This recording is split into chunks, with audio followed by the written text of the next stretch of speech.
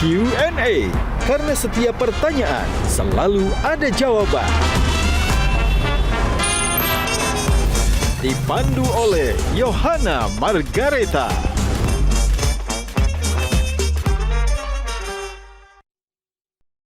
Dipersembahkan oleh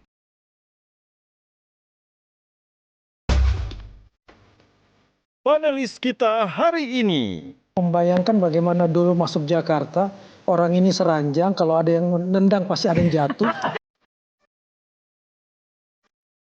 Mbak Yuni kan sampai di titik dari gang kecil, dari rumah petak ke Istora gitu ya. Dan kemudian 7 tahun lalu itu ada WhatsApp dari Bunda, Cindy aku mau konser. Pertama saya menikah itu saya kaget, kok kayak gini gitu. Mungkin sih kalau orang lain udah bunuh diri kali ya. Tapi itu tidak saya lakukan, saya melanjutkan hidup, terus kaset saya meledak gitu. Halo, apa kabar pemirsa? Jumpa lagi bersama saya Yohana Margareta dalam program spesial Metro TV Q&A, karena setiap pertanyaan selalu ada jawaban. Dan terima kasih kepada pemirsa yang sudah setia menonton Q&A setiap hari Minggu. Seperti biasa, saya akan menghadirkan bintang tamu yang spesial malam ini, dan tak lupa ada juga panelis yang setia bersama saya. Langsung saja kita akan lihat siapa panelis kita malam hari ini. Tepuk tangan untuk Kang Maman, ada Mas Indu, dan ada Mas Dandi Lasaido. Nah, ngomong-ngomong, satu kata untuk menggambarkan bintang tamu hari ini tuh siapa, Kang Maman? Cluenya? Condor Heroes. Return of the Condor Heroes. Ya. Mas Indu? Kecantikan yang abadi. Kecantikan abadi. Mas Dandi? Everlasting. Everlasting. Kali ini sosoknya luar biasa sekali. Ia adalah sosok legenda penyanyi tanah air. Dia juga seorang diva. Usia boleh bertambah tapi pesona, semangat dan karyanya tak pernah pudar. Ia adalah simbol keteguhan seorang perempuan Indonesia. Seorang diva yang tak hanya bersuara emas tapi juga berhati mulia. Di balik sorot lampu dan gemerlap panggung, ia adalah sosok yang terus menyala. Bukan hanya sebagai penyanyi legendaris tapi juga sebagai perempuan multi talenta. Langsung saja kita sambut bintang tamu Q&A malam ini, sang diva yang tetap menyala, Yuni Shara. Tepuk tangan untuk Yuni Shara. Terima kasih. Apa kabar? Alhamdulillah baik. Seperti biasa, jangan duduk dulu. Aku sebagai perempuan pasti penasaran, skincare-nya apa sih Mbak? Bisa awet muda, kecantikan yang abadi. Saya setuju dengan Mas Indu tadi. Biasa aja deh kayaknya. Enggak, please. Iya bener. Aku pengen awet muda kayak. Cleanser, terus udah gitu serum sama yang buat tidur aja udah. Oh my God, habis ini kita bicara di balik layar ya Mbak ya, Tapi rahasianya. aku risih deh kamu ngomong aku diva gitu. Kenapa risih? You are a diva, right? Menurutku diva itu adalah sebutan yang orang-orang yang menyebut dia pantas atau layak atau tidak disebut diva. Tepuk tangan buat Mbak Yuni. Makasih. Oke Mbak, kita langsung saja ngobrol dengan Mbak Yuni ya, luar biasa. Apa yang ada dalam benak Mbak Yuni ketika 35 tahun berkarya, sudah 53 tahun menjalani kehidupan? Ya biasa, saya harus menerima semuanya itu.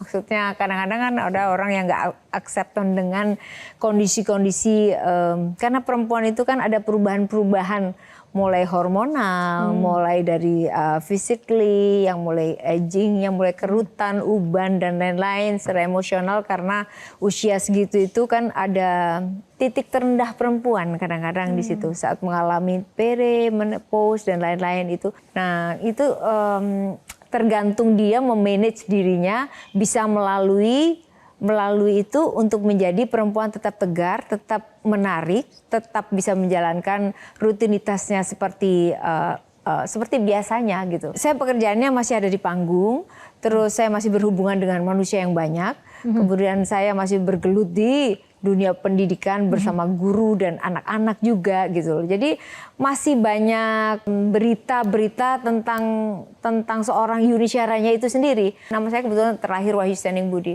Kalau Wahyu Standing Budi itu ya sosoknya ya perempuan biasa, ibu rumah tangga yang senangnya di dapur, senangannya ngurusin tanaman dengan berbagai macam hal-hal yang di rumah gitu. Yang saya sangat senengin, saya sangat cintai kegiatan-kegiatan itu yang menurut mungkin juga banyak orang, masa sih lu masih ngosek kamar mandi, masa sih lu masih cuci piring, ya itu Ngosek kamar mandi, serius? iya. Jadi di kamar mandi saya itu ada sikat yang mulai panjang, yang pendek, terus udah gitu setiap mandi tuh saya pasti kan ada kaca tuh, saya pasti udah langsung elap gitu, secara otomatis. Itu masalah kebiasaan sih. Kan Mbak Yuni sering menang di festival-festival, tapi sayangnya memang album-album Mbak Yuni sebelumnya itu tidak meledak, tapi tetap terus berkarya sampai saat ini. Apa sih Mbak tipsnya untuk tetap pada pendirian menjadi musisi di tengah tantangan album-albumnya itu sempat juga tidak meledak?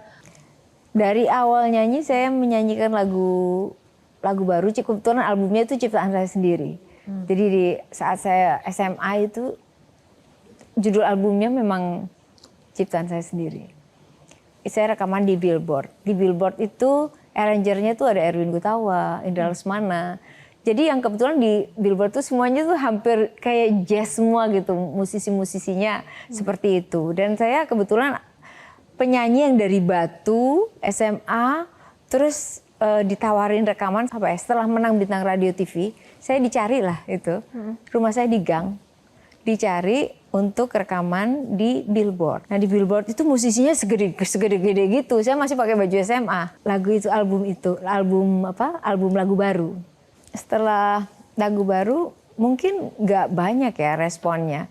Respon banyak enggaknya itu karena bergantung saat itu jumlah kopi berapa kopi yang terjual. Tapi setelah tahun 91, saya rekaman pertama tahun 90 di album sendiri. 91 itu produser saya mau coba dong di luar negeri ini lagi musim lagu lama tapi dibikin ulang. Namanya Recycle waktu itu. Recycle, saya disuruh nyobain lagu Hilang Permataku, ciptaan Is Haryanto. Saya nyanyi aja, karena disuruh nyanyi aja udah senang. Dan nggak pernah kepikiran jadi penyanyi ya saya. Jadi saya nyanyi dan terus mulai ada yang manggil Yuni Syara. Karena saya nggak tahu kok pada manggil nih, kenapa nih gitu. Oh ternyata lagu Hilang Permataku itu mulai naik, mulai banyak orang tahu dan gitu. Terus saya sendiri agak telat lihat video klipnya. Setelah itu udah dicoba lagi nyanyi lagu baru. Kurang jalan lagi, saya dikasih lagi lagu lama, ada surat undangan. Dikasih lagu baru lagi kurang jalan, akhirnya saya diterusin nyanyi lagu lama lagi. Saya diejek-ejek nyanyi lagu, alah cuman bisa nyanyi lagu lama, lagu bekas gitu apa segala macam. Itu hantaman yang dilakukan oleh pers gitu, yang di framing pers, yang ditahu. Saya berpikir susah loh nyanyi lagu lama. Lagu itu sudah populer, tapi saya harus mempopulerkan lagu yang sudah pernah populer gitu loh. Jadi gimana saya bawainnya gitu loh. Akhirnya saya nggak pernah dengerin lagu aslinya. Jadi operator yang saya suruh nyanyi. Terus kemudian dengan cara Yuni. Dengan caranya nyanyi oh mas gitu. Nyanyi oh mas lagu itu aku ikutin gitu. Itu cara saya supaya saya tidak terlalu ikut dengan penyanyi aslinya. Nah setelah itu saya nyanyi lagu lama. Terus kemudian pindah ke label lain. Ada lagu Mengapa Tiada Maaf. Itu kebetulan juga mendapatkan BASF Award. Jadi saat itu platinumnya tuh masih jumlahnya 500.000. Jadi yang tertulis baru jalan, maksudnya belum dihitung lama, itu 2 juta kopi. Terus di tahun yang sama saya nyanyi Return of the Kandar Heroes, itu dapat 3 platinum, artinya 1,5 juta kopi. Di waktu yang bersamaan, 1 tahun 2 lagu itu, 2 album itu berjalan. Jadi saya dapat 7 BASF dalam waktu yang bersamaan. Setelah saya menerima penghargaan itu, di belakang saya ada Eros Jarot sama Yoki Surya Prayogo. Selamat ya Yuni gitu. Terus itu lagunya bisa dapat segitu, kalau lagu kita bisa nggak ya gitu. Okay. Artinya Mas Eros sendiri yang minta, Bapak Eros sendiri yang minta. Saya ininya aja udah gemeter ya, maksudnya Eros Jarot yang minta. Tapi itu faktanya dan saya menyanyikan lagu dia dan saya lebih gemeter nyanyi lagunya mereka. Karena kayak saya nggak ngerasa nyanyi lagu lama. Menyanyi lagu lama itu buat saya kayak apa ya, bukan hal yang sulit, saya nyanyi aja gitu, saya nyanyi aja. Dikasih lagu baru tuh saya lebih kayak nervous gitu, kayak lebih nervous. Lagu Pak Eros sama Shoki sama Bapak Krisya waktu itu, saya anggap itu kayak lagu baru yang tantangannya tuh lebih sulit dan saya nyanyi lebih lama. Kalau lagu lama saya bisa satu shift 6 lagu, 7 lagu, 8 lagu. Ini kayaknya satu shift 1 lagu gitu. Nah, ini menarik loh Kang Maman, karena banyak penyanyi juga cover begitu ya, atau menyanyikan lagu-lagu lama, tapi entah kenapa mungkin saya nggak tahu apakah ini hanya subjektivitas saya ya, tapi yang memang pas dan selalu enak menyanyikan lagu-lagu lama dan konsisten itu top of mind-nya itu Yuni Shara sampai sekarang. Menurut Kang Maman gimana? Justru ketika Yuni Shara berhasil, lalu kemudian diikuti oleh banyak penyanyi waktu itu dengan lagu-lagu lama. Gara-gara tahun 95 itu dalam seminggu terjual 150.000 kopi Mengapa Tiada Maaf itu. Makanya dia dapat 4 platinum. Kemudian 3 yang Return Condor Heroes yang saya ingat betul. 7 lalu orang kaget. Mbak boleh senandungin dikit buat kita nostalgia. Siapa yang merubah hatiku? Siapa yang membuat kita satu? Selalu menyatu beban kecewa, tak pernah ragukan berakhir. Itu 500.000 dalam waktu 1 bulan. Makanya terjadi ledakan waktu itu kan. Dan artis-artis tidak malu lagi menyanyikan lagu theme song sinetron atau film asing yang masuk.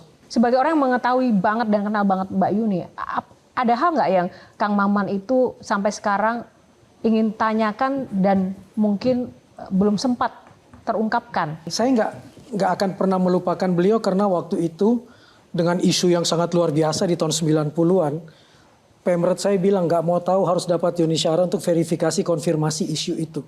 Dikejar-kejar orang. Saya pun diancam kalau kamu nggak bisa dapat dia, kamu nggak akan diangkat jadi karyawan tetap. Oke.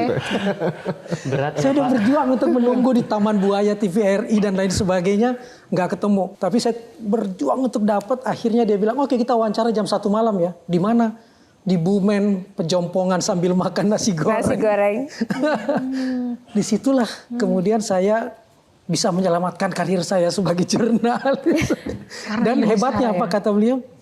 Apa yang kamu tahu tulis saja, nggak usah pakai perasaan nggak enakan. Kalau kamu nganggap itu kebenaran tulis saja. Justru dengan kalimat itu membuat saya, apa pentingnya ya hanya mengangkat sebuah gosip tapi kemudian mematikan karir orang. Saya membayangkan bagaimana dulu masuk Jakarta, orang ini seranjang, kalau ada yang nendang pasti ada yang jatuh. Saya yang ketendang, saya yang Dia yang dikasih. ditendang sama Kade gitu. Tapi kok dia nggak pernah duet.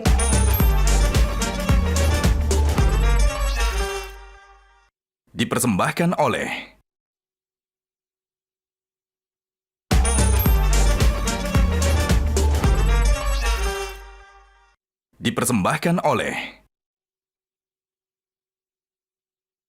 Kembali di Q&A masih bersama Mbak Yuni Shara. Tepuk tangan dong buat Mbak Yuni Shara.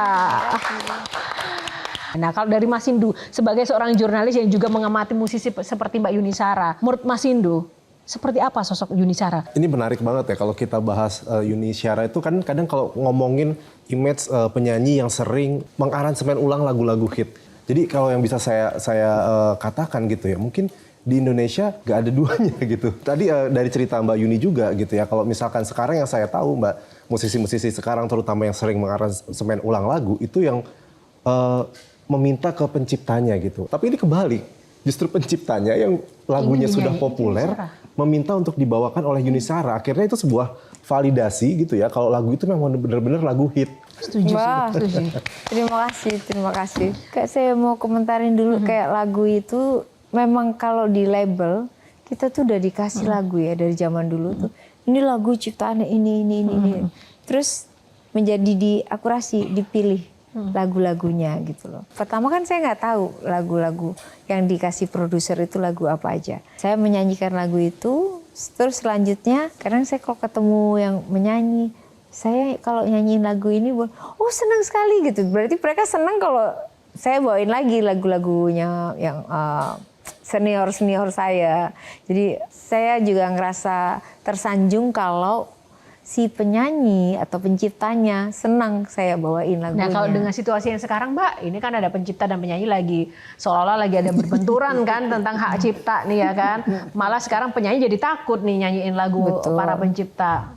Sementara Mbak Yuni ada penyanyi yang menyanyikan lagu-lagu dari para musisi lain begitu dan pencipta-pencipta lain itu. Gimana melihat itu, Mbak? Nggak apa-apa sih, kadang-kadang itu memang ada masanya, kadang-kadang ada sesuatu yang memang harus gaduh gitu loh. Harus gaduh untuk menjadikan satu kepastian atau satu ini. Sebenarnya dulu menyanyi itu adalah hal kegiatan yang paling freedom, yang bisa menyatukan banyak pihak, sama seperti sepak bola. Orang nyanyi bebas-bebas aja, orang mau nyanyi di mana aja bisa, orang nyanyi ini fun, kegiatan apapun tuh harus ada musik dan lain-lain. Sekarang menjadi memang agak aduh kalau IO nyanyinya yang aman aja ya gitu ya, misalnya seperti itu. Akhirnya menjadi satu ketakutan satu sama lain untuk membawakan yang akhirnya akan merugikan sebenarnya pencipta sendiri, karena aduh repot kalau bawain ini nanti ini masalahnya ini akan dampak-dampak yang akan terjadi itu akan seperti ini. Saya nggak tahu teman-teman akan merasakan itu atau tidak gitu loh. Tapi sebenarnya kalau buat penyanyi semua pengennya sejahtera. Semua pengennya sejahtera. Dulu kita menyanyi memang label yang membayarkan itu semuanya. Dan kita bertugas mempopulerkan lagu itu dengan apa? Promosi ke sana kemari, harus bawain lagu ini sampai ngetop. Banyak lagu yang misal kita bawain sampai mungkin kayak ribuan kali, nggak jalan-jalan juga ada juga. Ada juga yang di jalan baru dinyanyikan sebentar lagu itu menjadi populer gitu ya. Jadi kadang-kadang kita patokannya kalau misalnya nyanyi, waduh lagu gue udah dibawain di jalan nih, dibawain pemain, itu jadi kayak simbol satu. Wah lagu gue udah didengerin banyak orang, lagu gue sukses nih, lagu gue jalan nih. Semudah dan sesimpel itu sebenarnya ya? Sebenarnya itu, penyanyi kan ada macam-macam nih. Penyanyi pemula, penyanyi populer, penyanyi yang ada di reguler. Kalau kita menyanyi reguler kafe-kafe, itu lagu orang semua yang dibawain selama 3 jam. Terus urusannya bagaimana gitu. Kalau misalnya tidak ada kepastian. Kepastian itu kami anggap adalah kepastian hukum. Kalau sudah hukum yang sudah bicara, kita manut pasti. Kalau misalnya kita masih gaduh di antara ini apa segala macam, berarti belum sah. Jadi kita ikutin aja yang sudah ada hukum yang sudah tertulis gitu. Jadi bukan teman-teman kita bukan kadang-kadang ini kan ada visi, ada aksi gitu. Bukan nggak, siapa bilang kita ngehargain? Kita kalau perlu semuanya sejahtera. Zaman dulu, zaman RBT atau zaman itu mereka yang dapat, penyanyi mana dapat apa-apa. Penyanyi itu harus kerja keras gimana caranya supaya dilihat orang. Kayak misalnya Mbak tanya, resepnya apa sampai sekarang gimana? Karena saya masih ada di panggung, saya harus memuliakan diri saya sendiri. Bagaimana caranya? Ya saya harus menjaga semua itu. Saya menjaga tampilan saya supaya orang itu layak. Misalnya kita ngontrak Yuni Syara itu harus sepaket. Jadi bukan lagunya aja, bukan seorang Yuni Syaranya aja. Kadang pengen orang undang Yuni Syara, bukan laguku yang dibawain gitu. Mereka pengen lihat sayanya aja gitu loh. Orang kan taunya Yuni pernah nyanyi berlima, 5 wanita itu. Ada 5 wanita. Padahal 3 bidadari itu kan lebih duluan kan. Aduh Mas, itu tau gak Kang, itu nyanyi jobnya banyak banget. Yang 3 bidadari itu kan. Iya, tapi kita gak ambil, gak ada yang mau turun harganya, Bo.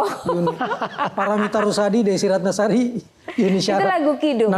Berapa sih bayaran termahal trio bidadari itu? Bukan masalah gini. Kadang-kadang kalau kita sudah menjadi tim, kita memang harus turun harganya.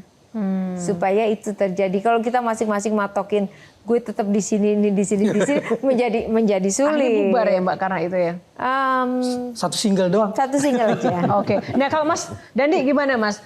Melihat Mbak Yuni Syara dengan segala potensinya dari dulu sampai sekarang dan sebagai musik arranger, memang semagnetik itu ya seorang Yuni Syara Mas? Mbak Yuni itu kenapa dia tahan bertahun-tahun menghadapi banyak up and down di pekerjaan, karir dan kehidupan itu karena beliau tuh berasal dari Batu.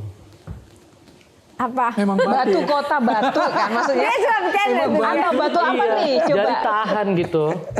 Jadi sosok yang aku kenal ya, terutama cara menghargai hidup tuh. Entah kenapa kita selalu satu frekuensi di sini. Untuk urusan di luar musik ya mungkin ya gitu. Sekali-sekali mungkin Kak Yohana kalau main ke rumah Bunda ya, itu berasa tuh di situ. Apa yang ada di situ tuh auranya kayak kita kembali pulang rumah. Gitu. Dan itulah yang menjadi vibe tema konser secara suasana nanti di 3553 itu katanya konser Yuni Syara di situ tuh ingin membawa para penonton itu seperti kembali ke rumah. Rumah itu udah hal yang paling jujur. Kita itu paling jujur kan di rumah ya. Mau bangun tidur, kadang-kadang orang bilang ring satu gue tuh sahabat. Enggak, ring satu kita itu adalah Mbak yang kerja di rumah. Setuju.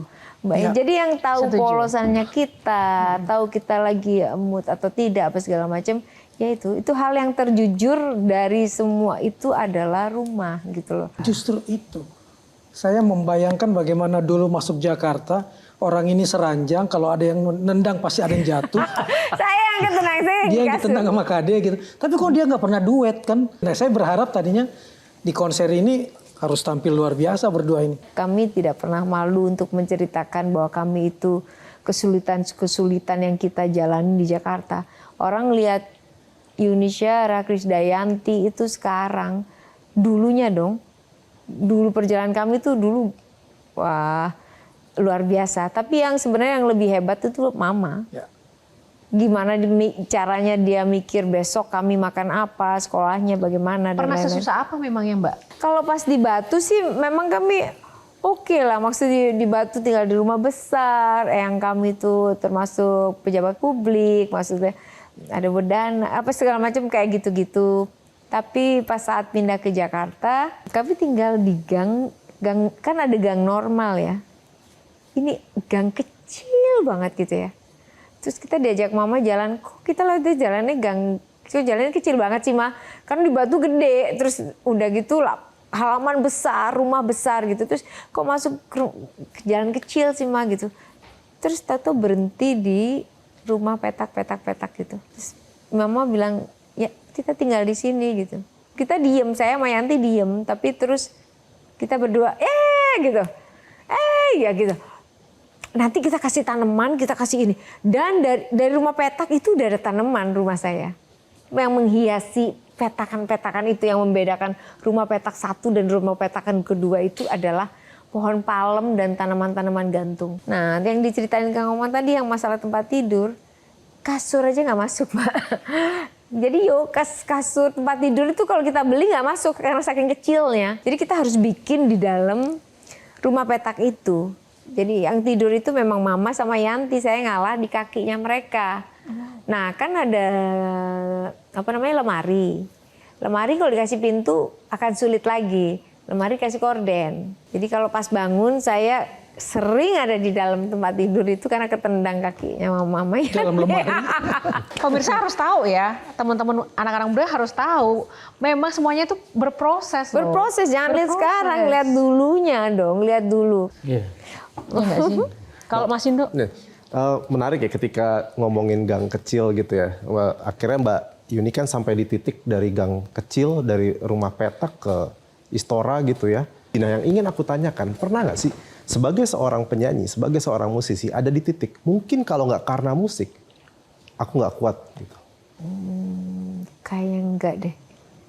Kayak saya itu dari dulu tuh kayak gini nih. Saya itu udah terlanjur hidup, jadi saya harus nerusin. Apapun kondisinya. Enak nggak enak gitu. Kayak fase-fase pertama saya menikah itu saya kaget. Kok kayak gini gitu loh. Mungkin sih kalau orang lain mungkin udah bunuh diri kali ya. Tapi itu tidak saya lakukan, saya melanjutkan hidup, terus kaset saya meledak gitu. Selanjutnya saya menjadi berpikir, oh Tuhan itu kalau mau ngasih hadiah, kita emang harus gitu, harus di tempatnya gitu. Jadi setiap kali saya dapat kesusahan, misalnya saya kayak lagi di bawah banget gitu perasaan saya. Aduh ini Tuhan mau ngasih apa ya? Mikirnya udah gitu aja. Kalau sempat kehilangan identitas diri, misalnya identitas diri itu dalam artian misalnya, saya dulu sempat punya ciri khas tertentu gitu. Oh Yuni Syara yang rambutnya pendek, oh Yuni Syara yang nyanyi tali satu, oh Yuni Syara lipstiknya ini, oh itulah di pasar Klewer apa segala macam itu. Ini daster Yuni Syara, ini apa segala macam. Banyak itu perintilan-perintilan yang menyebutkan ininya Yuni Syara, ininya Yuni Syara, ini Yuni Syara.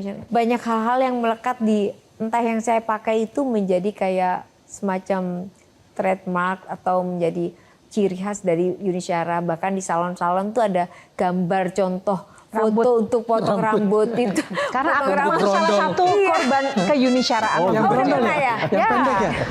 karena pernikahan saya mungkin gagal gitu ya. Tapi saya nggak fair sama Tuhan, sama Gusti Allah. Karena saya juga mendapatkan rezeki juga dari situ.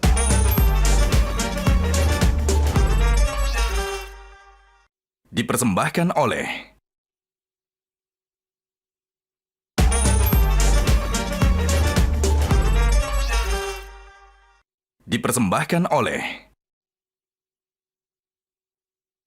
Kita mau jawab dulu pertanyaan Mas Hindu tadi. Mbak Yuni tuh dikenal sangat emosional gitu ya dalam membawakan lagu dan mampu menghidupi lagu-lagunya. Nah, aku pengen tahu nih, ada nggak sih kisah getir di lagu atau orang bilang kutukan lagu gitu yang akhirnya Mbak Yuni merasa kok hidupku sama ya kayak di lagu yang aku bawakan gitu. Dan lagu apa kayak gitu? Saya sampai pernah nggak mau nyanyi lirik lagu gitu. Karena kayak Desember Kelabu Desember itu. Kelabu pasti. Desember Kelabu itu tiap mau masuk Desember saya udah tahu tuh. Hawa-hawa November masuk Desember itu nggak tahu ya perasaannya kayak di wah gitu. Kenapa Mbak bisa seperti itu? Saya nggak tahu. Saya bikin afirmasi itu belum lama ya. Enggak, Desember baik-baik aja. Desember akan menyenangkan gitu loh. Bayangin, dari November saya udah tahu angin itu mau lari ke Desember. Dan itu bisa, apa ya, bawaannya tuh kayak melo, kayak apa itu. Dan saya alamin bertahun-tahun. Terus akhirnya masih seperti itu sampai sekarang? Dengan Desember Kelabu? Enggak, saya udah bikin afirmasi dan di Desember tahun lalu saya happy banget saya sama anak-anak saya. Terus kayak lagu Yoko di Turn Up the Candle sama itu Yoko and Baby Lung itu beda usianya 15 tahun. Saya pernah masukin fase pacaran sama anak yang umurnya 15 tahun itu juga masuk gitu. Tapi yang paling parah sih Desember Kelabu sih. Kalau soal nama, Sengsara itu? Oh nama iya Yunisara. Yunisara itu orang Jawa bilang tuh Soro. Sengsara. Soro. Nah itu juga yang memberikan itu Pak Iwan. Billboard Indonesia karena menganggap Wahyu Standing Budi itu nggak komersil lah, terlalu Jawa, terlalu apa, kalau nggak ada ningnya juga kayak laki gitu ya kan, jadi apa panggilannya, oh ya Yuni, dikasih apa ya, akhirnya dikasih lah si Yunisara ini. Jadi terus orang Jawa bilang gitu, oh repmu kok Soro gini. Mungkin iya dalam satu hal, karena pernikahan saya mungkin gagal gitu ya. Tapi saya nggak fair sama Tuhan, sama Gusti Allah, karena saya juga mendapatkan rezeki juga dari situ. Jadi saya anggap balance lah itu. Mbak Yuni, ada 9 box di sini. Mbak Yuni harus pilih salah satu box nomor berapa. Di dalamnya ada pertanyaan, Mbak Yuni. Seperti tanggal lahir saya deh, nomor 3. Kita akan lihat lahir. dulu. Tanggal 3 bulan apa Mbak? Juni. Bulan Juni. Oh 3 bulan Juni, jadi Gemini ya Mbak ya? Iya. Oke, kita buka box nomor 3. Ini lucu nih, tenun-tenun apa ya? Iya, gajah duduk. Rapid question. Oke, ini ada pertanyaan cepat untuk Mbak Yuni. Harus dijawab dengan cepat pilihan-pilihan ini ya. Yang pertama, pebisnis atau relawan? Relawan. Pebisnis dong. Kenapa dikoreksi? Relawan itu bukan satu pilihan menurut saya. Karena saya sering melakukan dengan sukacita aja. Dan memang udah menjadi bagian. Iya. Oke, nice. Yang kedua, lagu sendiri atau cover? Cover, tapi saya pengen berusaha untuk bikin lagu sendiri sekarang. Oke. Flat shoes atau high heels? Flat shoes terpaksa kalau semua harus panjang, ini kayak flat shoes karena celana saya panjang. Sekarang udah apa, high heels maksudnya. Sekarang lebih udah pendek karena pernah jatuh. Hidup tanpa makeup atau hidup tanpa barang branded? Hidup tanpa makeup. Why? Sebenarnya saya suka muka saya paling suka ya muka saya bangun tidur. Brand itu tuh status aja. Saya kadang-kadang pakai ini cuman karena ya status aja. Kayak misalnya saya mau pakai mobil ini hanya karena ini jujur sebenarnya. Saya nggak penting-penting amat mobil, sebenarnya yang penting ada AC dan lain-lain. Karena saya pakai itu cuman apa? Orang mau nilai saya dari mana? Saya nggak suka banget ditaker tuh. Gitu karena ya? Orang kita kan lihat orang tuh berapa detik pertama, iya gitu loh. Berapa detik pertama terus dia udah bisa mengasumsikan diri kita itu seperti ini. Tuh. Jadi kalau misalnya saya memakai ini, memakai itu, bukan purely diri saya pengen pakai itu. Ya itu kan bagian juga kita memposisikan diri dan menjaga value Betul, kita. selain mungkin memang saya perempuan yang juga kepengen pakai itu, tapi misalnya kalau misalnya ada pilihan-pilihan seandainya saya misalnya nggak harus pakai itu, pasti otomatis dari lahir sampai mungkin nggak ada, saya nggak usah pusing gitu loh. Tapi kadang-kadang ini omongan orang juga jadi bagian pemikiran saya, terus sampai akhirnya kita dihargain orang itu juga karena barang-barang tertentu. Oke, ini yang terakhir nih, pertanyaan saya dan sejuta umat nih. Awet muda atau awet kaya? Saya pengen kaya loh. Saya pengen kaya lahir batin. Artinya saya bisa menuntaskan putra-putra saya sampai di tempat yang pas gitu. Saya bisa kaya karena saya masih berjuang terus. Berjuang untuk putra-putra, Mbak. Berjuang saya banyak, bukan buat putra-putra saya aja. Berjuang saya itu masih banyak, saya ngurusin sekolah, masih ngurusin banyak banget yang saya urusin. Jadinya Saya punya bisnis batu bara, punya banyak sekali bisnis-bisnis lain. Mbak Yuni juga penyanyi favorit di event-event kenegaraan, acara resmi, bahkan kemarin juga ikut video klip menyanyikan lagu Pak SBY. Artinya materinya kan cukup. Perjuangan Mbak, seperti apa jadi lagi, kalau Mbak? misalnya nyanyi di negara itu budgetnya minim banget, tapi itu menjadi satu privilege. Kayak saya nyanyi di istana itu dari zaman Pak Harto ya. Bayarnya murah banget tuh Mbak. Berapa Mbak? Kalau boleh tahu. Pertama kali nyanyi di istana itu gue dibayar. Saya nggak boleh bilang murah banget, tapi saat itu orang pikir banyak, dibayarnya 5 juta belum potong pajak. Kita harus mengeluarkan kostum, mengeluarkan makeup dan lain-lain. Tapi bukan itu yang saya bilang. Kadang nyanyi itu nggak harus melulu uang, nggak selalu itu hitungannya gitu loh. Bukan passion itu kan anak sekarang harus ada passion, harus melakukan enggak gitu.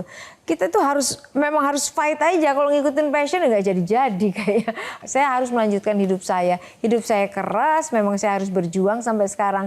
Kalau orang lihatnya ini itu, oh iya Mbak Yuni dulu bisnis ini, bisnis. Memang saya pernah jalanin itu. Ada yang nggak kamu munculkan?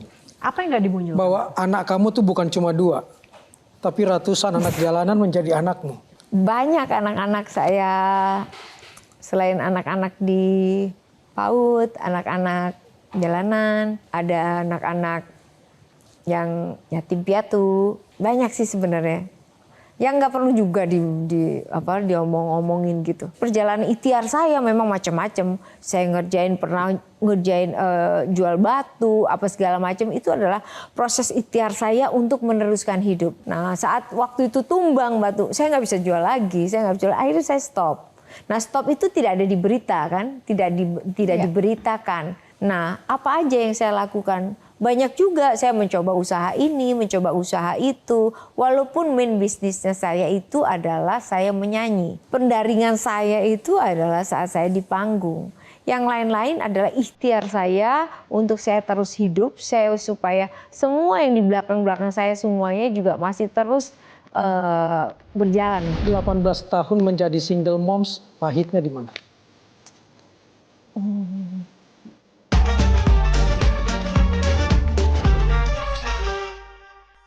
Dipersembahkan oleh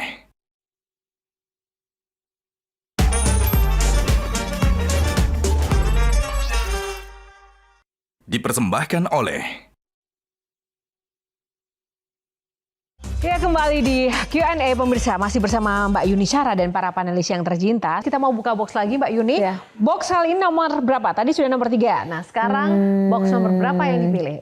5. Habis buka 3, 5, 35. Oh 35. Wow, semesta. Peraturan loh ini berarti. Kita Umurnya buka dia box. berhenti di situ di 35. 30. Iya Mbak Yuni, aduh ini enggak. Games, oke. Games. Mbak nanti saya akan menyampaikan, ya bukan menyanyikan, menyebutkan satu kata dan tolong disenandungkan lagu yang Mbak Yuni ingat tentang kata ini. Kita mulai, yang pertama kata semut. Malu aku malu, kada semut merah. Kisah kasih di sekolah. Oke, Christian. Yang kedua, kata racun. Madu di tangan kananmu, racun di tangan kirimu. Aku tak tahu mana yang akan kau berikan padaku. Oke. Bill and Rod, Ari Wibowo. Yang Ari ketiga, Wibowo. kupu-kupu. Kini hidup wanita si kupu-kupu malam, bekerja bertaruh seluruh jiwa raga. Memang beda ya karakter menyanyikannya seorang Yuni Shara nih. Nggak ngerti lagi sih, kayak pengen harus nonton konsernya deh besok. Ya, Harus dong. Harus ya. Harus Mas Dandi, bernostalgia. juru Konsernya konsernya harus Mbak banget ditonton. Tadi Mas Hindu sempat Yuni. bilang kalau lagu di recycle itu tingkat kesulitannya akan 2 dan 3 kali lebih daripada lagu yang awal ya. Ini berarti kalau saya di konser ini bisa 5 kali karena lagunya udah sangat populer, dipopulerkan lagi sama Bunda, dipopulerkan lagi harus yang gimana untuk Harus konser. beda. Harus beda lagi. Tapi tanpa meninggalkan esensi lagunya yang Betul. sangat kuat banget. Orang itu nggak mungkin, semua lagu Bunda itu ada signaturenya. Kalau dulu bilang, oh aku nyanyi lagu bekas, enggak. Bunda itu play cover get original. Pertanyaannya Bun, di antara banyak musisi yang Bunda kenal udah sangar-sangarnya bagus lah gitu. Kenapa aku? Pengen bisa tetap berinteraksi, tetap dengan ideku sendiri. Masih bisa menjabarkan, masih bisa fleksibel. Menurutku musik itu jangan matok gitu loh. Kan gak ada hal yang dipatok-patokin. Kadang-kadang kalau kita sudah terbiasa, kita dari kecil menerima musik, terima barang jadi. Sebenarnya ini bisa diginiin nih, sebenarnya bisa diginiin. Aku butuh yang bisa itu, seperti itu gitu. Dan aku pikir gak banyak maestro yang seperti itu. Ini juga nanya ke dia, ke Den. Aku udah bisa ya gak sih konser itu, ada yang nonton gak ya gitu loh. Dan pertanyaan itu 7 tahun lalu sudah keluar. 7 tahun lalu, Dendi aku bisa nggak ya udah konser? Mari kita coba dulu. Ada waktu itu ada gig di suatu tempat ya dengan 22 production number. Ternyata suara nggak turun, stamina tetap stabil. Di panggung juga hidup banget. Wah ini udah sih, ini kayaknya udah bisa nih. Dan kemudian 7 tahun lalu itu ada WhatsApp dari Bunda, Dendi aku mau konser. Tapi semesta bilang harus tahun ini ya. Waktu 35 Kenapa harus tahun ini, Mbak? Ini sebenarnya anak-anak saya sih ya. Anak-anak saya tuh selalu bikin, Bunda bikin dong kayak gig gitu. Gak harus besar gitu. Saya tuh kan apa-apa anak-anak ya. Jadi seandainya anak-anak saya belum sebesar ini dan belum cukup sedewasa ini, mungkin ini juga gak bakal terrealisasi gitu loh. Saya merasa ada kayak ruangan yang memang, oh anak-anak besar saya nggak harus ini lagi. Karena anak-anak saya terlalu kemelekatan sama anak-anak saya. Jadi saat ini kayak saya punya waktu untuk coba deh mikirin Bunda sendiri gitu. Kayak saya baru lihat bahwa sosok saya ini kok kayak saya sendiri kurang perhatiin. Jadi saya kerja aja gitu. Jadi sepanjang waktu itu saya kerja dari umur, bayangin lah dari umur berapa ya, 17 begitu saya bisa kerja itu. Awalnya itu pokoknya cari uang buat mama, terus kerja terus gitu sampai sekarang. Sampai anak saya bilang itu di waktu saya nganter anak saya masuk UGM. Saya dipanggil gitu, bertigaan ngobrol. Bunda kira-kira sampai kapan mau kerja? Bunda dari dulu kerja terus. Sampai kapan? Itu saya bilangnya, Bunda harus kerja nak. Bunda nggak tahu sampai kapan. Kalau memang orang-orang sudah nggak pengen dengar Bunda nyanyi ya pasti Bunda tahu diri untuk berhenti. Tapi selama masih bisa, masih banyak yang Bunda harus kerjain, yang Bunda harus urusin. Tapi waktu ulang tahun kemarin kan Kevin sama Selo sampai memprotes kan bahwa ibu ini bahkan ketika sakit pun masih bekerja terus-menerus. Saya belum selesai. Saya cuma punya satu kata-kata di hidup ini. Kuncinya adalah tahu diri. Di saat kita tahu diri semuanya itu mungkin mungkin akan pas-pas aja gitu. Kalau yang anak-anak bilang, Bunda itu pulang kerja masih bersih-bersih, itu kesenangan saya memang. Saya nggak bisa lihat berantakan, pusing saya lihat berantakan itu. Tapi kalau bekerja untuk mendapatkan rezeki, memang saya harus upaya terus. Bukan saya misalnya orang, kalau wes cukup banget gitu mungkin nggak gitu-gitu amat, Pak. Tapi kan masih banyak yang diurusin. Untuk pendidikan pasti pengen lebih maju, ini pasti pengen lebih maju. Anak-anak saya juga masih proses, yang pertama masih harus lanjut S2, yang kedua belum selesai sekolahnya. Berarti itu kan masih belum selesai, memang masih harus kerja. Kalau masih bisa kerja aja. Walaupun mungkin harus ditawari di politik gitu, mau nggak Mbak? Kira-kira. Kenapa Mbak Yuni? Enggak saya. Menurut saya nggak cocok ya. Mungkin orang bilang harusnya lu cocok banget gitu loh. Karena memang saya pemerhati juga politik. Saya juga memperhatikan, politik itu kan bukan ininya saja, tapi figur-figur yang ada di situ. Bagaimana tentang kebijakan, bagaimana sikapnya, bagaimana cara mereka berstrategi dan lain-lain. Kita kalau ngomong sama mereka akan berstrategi, wah ini maksudnya kemana ini gitu. Saya nggak mau kelelahan untuk itu. Banyak hal-hal sumbangsi yang bisa dilakukan untuk negeri ini tanpa harus masuki dunia politik. Oke, singkat saja Kang Maman. 18 tahun menjadi single moms, pahitnya di mana?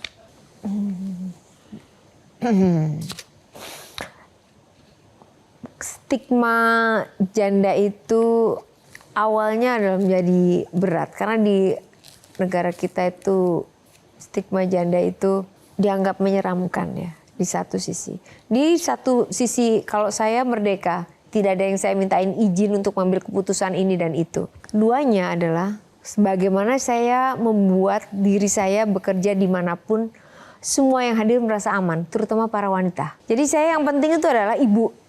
Di mana sulitnya lagi adalah yang harusnya ditopang, ada yang tanggung jawab, saya kerjakan sendiri kan semuanya. Tepuk tangan untuk Mbak Yuni, strong woman. Oke, thank you banget Kang Maman, Mas Hindu dan juga Mas Dendi. Ya pasti ini konsernya akan seru banget ya. Boleh di-mention mungkin juga Mas Dendi untuk teman-teman atau pemirsa tentang konser 3553. Konser 3553 adalah ini adalah konser pagelaran pertama yang saya buat. Jadi perayaan kehidupan dan kreativitas saya selama menjalani 35 tahun saya berkarir. Kenapa dibuatnya 53 tahun? Waktu terbaik yang diberikan Tuhan adalah saat ini. Jadi saya jalankan di porsi usia saya sekarang. Terus konsep apa yang saya bawa adalah memang nanti Istora akan menjadi hijau, itu memang ya itu Yuni. Jadi Yuni yang di rumah senang dengan tanaman, kopi dan lain-lain mungkin akan dijumpai di Istora. Terus adik saya ini sering konser, nggak ada kakaknya. Tapi di konser yang 3553 ini akan ada Krisdayanti adik saya. Yang nggak pernah lihat saya sama Yanti menyanyi akan ada di situ. Terus ada bintang-bintang penyanyi yang lain, itu ada Ariel Noah. Buat saya itu juga banyak perempuan yang suka dengan sosok Ariel. Terus kemudian ada Pras Teguh, ada Nasar, ada Eka, ada Dendi sebagai musik director, produser musiknya adalah Dendi. Kemudian ada Om Yopi Hitam yang selama saya berkarir selalu ada. Dan ada gimmick-gimmick yang lain nanti. Seru pokoknya. Seru. Tanggal berapa Mbak? Tanggal 30 Agustus di Istora Senayan. Yeay, harus tonton ya. Ya pemirsa, tuntas sudah perjumpaan kita di Q&A.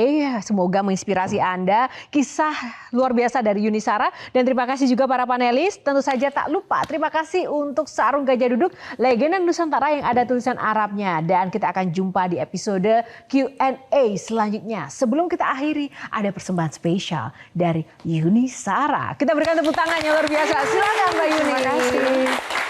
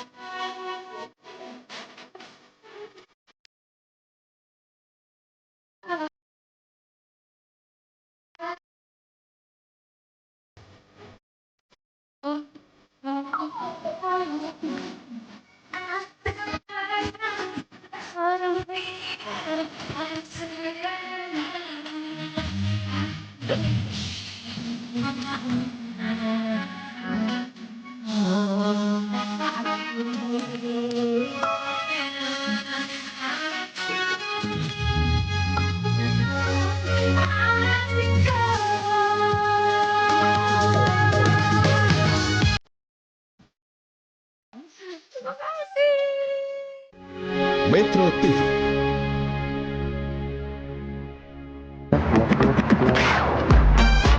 Q&A, karena setiap pertanyaan selalu ada jawaban.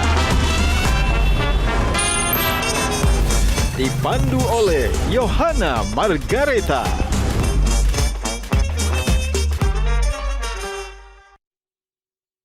Dipersembahkan oleh Jelajahi cara baru mendapatkan informasi. Download Metro TV Extend sekarang.